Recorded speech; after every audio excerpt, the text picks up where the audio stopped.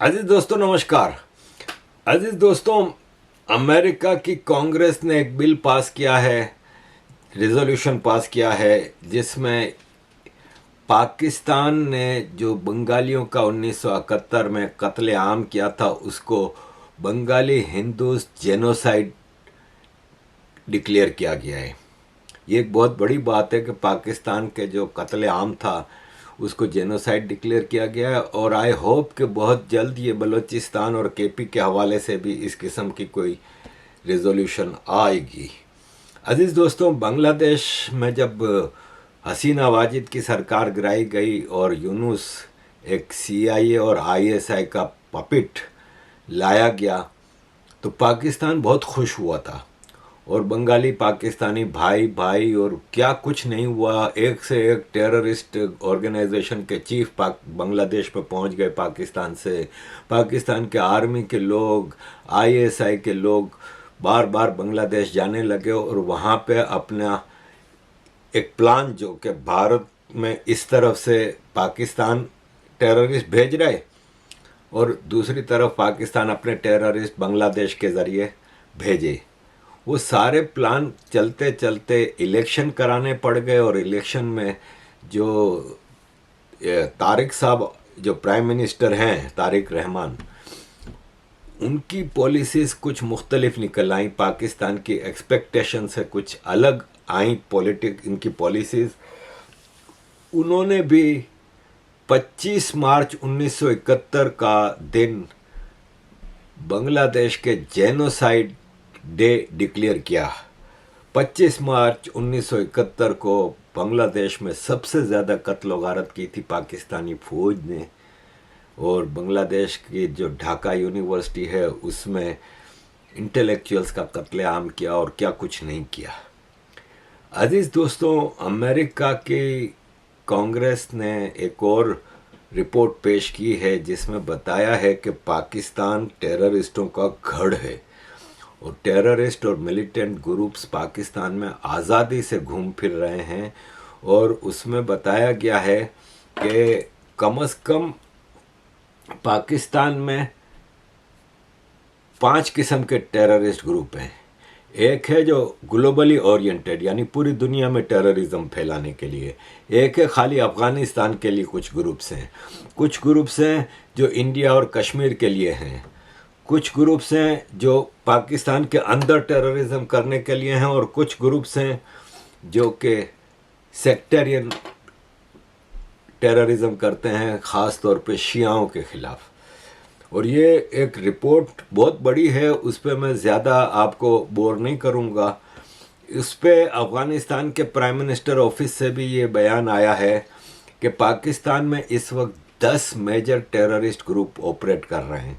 तहरीक तालिबान पाकिस्तान, लश्कर तैयबा, जैश मोहम्मद, हरकतुल मुजाहिदीन, हरकतुल जिहाद अल इस्लाम, लश्कर जंगवी, Jamatul Azhar, Jamatul Ahrar, Al Qaeda, Islamic State of Khorasan province, Ansarul Islam. ये अभी छोटे ग्रुप कुछ ग्रुप बताएं। अभी पाकिस्तान में इनकी फिर फ्रेंचाइजेस होती हैं और इनके नीचे में कई ग्रुप्स काम कर रहे होते हैं। बेसिकली पाकिस्तान की जो रिलीजियस पॉलिटिकल पार्टीज़ हैं, जमात इस्लामी और जमीयत अहले हदीस की जो पार्टियां हैं, वो बेसिकली टेररिज्म के उस पर ही चलती हैं। बांग्लादेश में जो गए थे, ये अल्लामा एहतिशाम इलाही ज़हीर अपने आप को अहले हदीस का अमीर जो कहता है, अहले हदीस से बड़ी कोई टेररिस्ट सोच है नहीं। सबसे ख़तरनाक इस्लामिक सोच सेक्टेरियन जो है वो अहले हदीसों की है। अब जैसे कि आपको मैं क्या बताऊं कि हाफिज़ सईद जो है, जो इंडिया का मोस्ट वांटेड टेररिस्ट है, वो अहले हदीस है। हालांकि पाकिस्तान में अहले हदीस पॉपुलेशन में देखा जाए तो शायद 1% होंगे, लेकिन आर्मी की टॉप ब्रास में भी अहले हदीस मौजूद हैं। टेररिस्ट ग्रुप के जो टॉप हैं वो भी अहले हदीस हैं। अजीज़ दोस्तों, रिपोर्ट जो आई है इसके हिसाब से, अमेरिका की जो रिपोर्ट आई है उसके हिसाब से ये भी बताया गया है कि 2004 से 2014 तक अमेरिका ने पाकिस्तान में काफ़ी कोशिश की कि ड्रोन हमलों से टेररिस्टों का सफाया किया जाए। ये उस वक्त की बात है जब अमेरिका तालिबान के खिलाफ जंग लड़ रहा था 2001 से 2021। तो उसमें पाकिस्तान ने सारे टेररिस्टों को पाकिस्तान में छुपा लिया था। जितने नामी ग्रामी टेररिस्ट मारे गए हैं या पकड़े गए हैं वो पाकिस्तान से पकड़े गए हैं या पाकिस्तान में मारे थे अमेरिका ने। बाकायदा CIA खुल के ऑपरेट कर रही थी और पाकिस्तान की पुलिस और आर्मी पे CIA भरोसा नहीं करती थी। अबू जुबैदा को फैसलाबाद के एक होटल में वो सो रहा था, किसी को बताए बगैर CIA के लोग खुद ही पहुंच गए उसको गिरफ्तार करने के लिए। इसी तरह अबू फरज अल-लिब्बी को भी गिरफ्तार किया। इसी तरह उसामा बिन लादेन को मारने के लिए पाकिस्तान की आर्मी की कंटोनमेंट से कुछ ही 500 मीटर की दूरी पे उसामा बिन लादेन कई सालों से रह रहा था। बच्चे बच्चे को पता है कि भाई साहब वहाँ पे आर्मी की कंटोनमेंट को, आर्मी को तो पता ही होगा कि उसके एरिया में कौन रह रहा है। इतना सिक्योरिटी का मसला होता है। फिर ख़ास तौर पे उस ज़माने में आपको पता है कि पाकिस्तान में टेररिस्ट के अटैक होते थे और ये सब चीज़ें होती थी, तो वो सिक्योरिटी होती होगी। तो ये तो कह नहीं सकते कि आर्मी को पता नहीं था। बिल्कुल आर्मी की छितर छाया में रह रहा था। उसको भी मारने के लिए अमेरिका की आर्मी के स्पेशल कमांडोज आए, हेलीकॉप्टर आए 2 और उठा के लेके गए। पाकिस्तान को बताया भी नहीं। तो टेररिज्म पाकिस्तान की प्रोडक्ट है, मैं तो अरसे से कह रहा हूँ।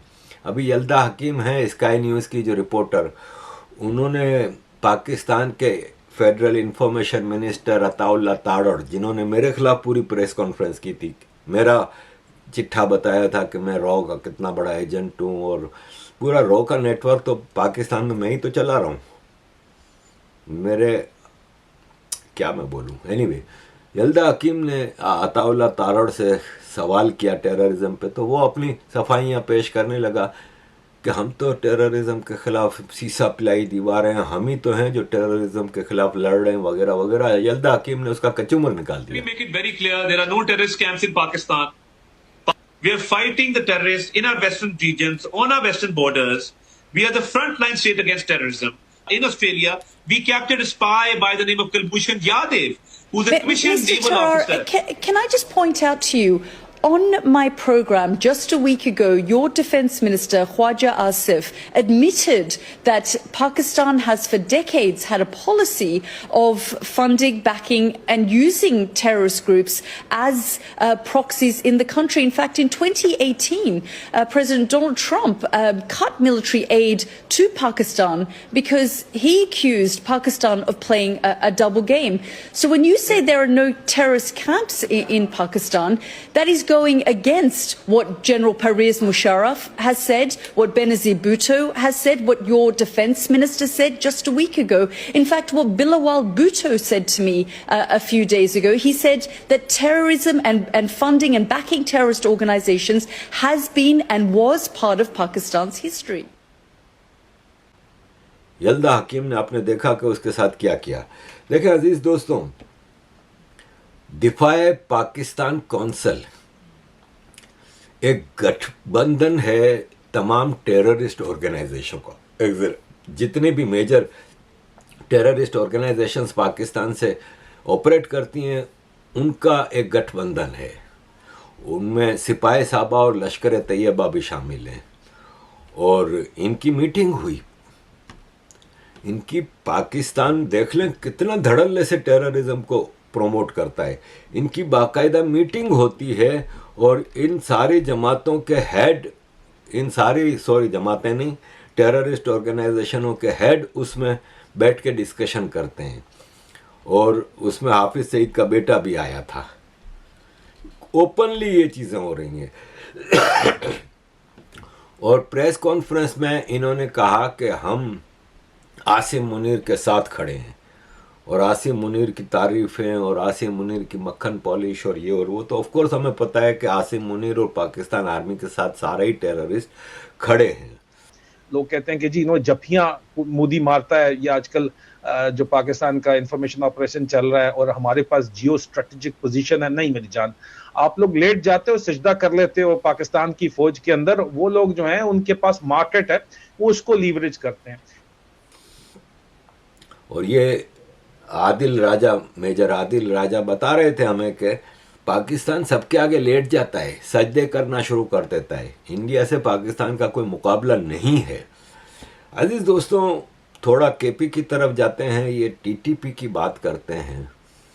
टीटीपी रमज़ान के महीने में ओपनली पूरे केपीके की रोड्स को उन्होंने नाके लगाए हुए थे, बाकायदा जैसे कोई मुल्क की आर्मी या कोई सिक्योरिटी फोर्स जिस तरह तलाशियां लेती है, बाकायदा तलाशियां ले रही थीं। और उस एरिया में पूरा उनका कंट्रोल था। ऐसे कई एरियाज थे जहाँ पे ये ऑपरेट कर रहे थे। टीटीपी खैबर पख्तूनख्वा के अंदर उसको टोटल सपोर्ट है। अब एक तरफ तो पाकिस्तान आर्मी कह रही है कि हमने अफगानिस्तान पर हमला इसलिए किया कि टीटीपी वहाँ से ऑपरेट करती है। भाई साहब, तुम्हारे अपने अंदर केपी के अंदर टोटल टीटीपी घूम रही है। अफगानिस्तान में तुमने इतने हमले किए, कोई एक ना तो अफगान तालिबान का लीडर मारा गया है, ना कोई पाकिस्तान के टीटीपी का कोई लीडर मारा गया है। एक नाम बता दो जिसको तुम लोगों ने अफगानिस्तान में मारा हो। तो तुम लोगों का ये ढकोसला बिल्कुल फेल है कि हम टीटीपी वालों के खिलाफ अफगानिस्तान पे अटैक कर रहे हैं। टीटीपी पाकिस्तान में ऑपरेट कर रही है और इन लोगों का बस किस पे चलता है? सिविलियंस पे।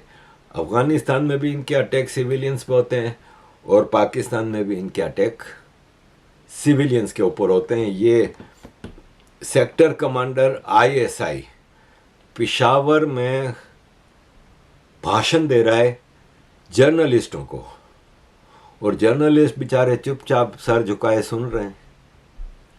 ये टोटल इनका सिविलियंस पे, मीडिया पे, पॉलिटिशियंस पे कंट्रोल है। देखें, सबसे बड़ी बात, फेडरल कैपिटल है इस्लामाबाद।